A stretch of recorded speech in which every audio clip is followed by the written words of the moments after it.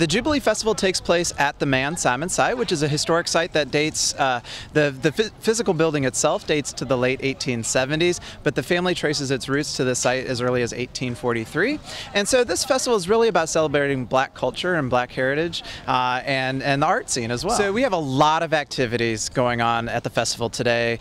Family activities, activities for people of all ages. We of course have great live music. There's bands playing all day long throughout the festival. We also have great vendors and community organizations out here who are selling goods. A lot of it has African and African American focus to it. Great community organizations out here such as Congaree Park and the city itself. And then we have some great food vendors such as Mimi's International Cuisine and DeVay's Cajun Catering. So again, there's just a lot of great experiences for people out here. And then we also have what are called demonstration artists, and these are folks that showcase historic crafts such as basket weaving, indigo, batik artists.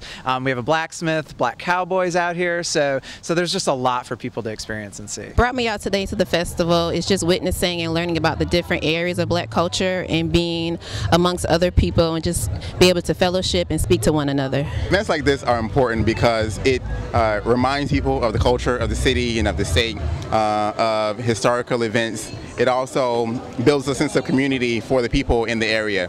So it reminds people that we're all connected, we all have a common history, we all have lots to learn from each other and about each other. In addition to the music, because I always love hearing the music, I think one of my favorite parts of the festival is watching people learn about the history of this area and of this historic site, and then to watch the children as they do crafts that tie back into that history. Again, it's a great family event, so we love seeing the kids out here as well.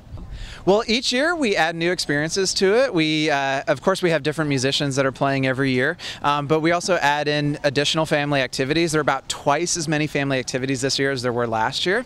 The festival kind of grows in its footprint a little bit more each year. This year, a new experience is the trolleys that people can take to tour historic sites around downtown. So we'll see how that goes this year. I think it'll be really popular, and we'll probably just keep adding on.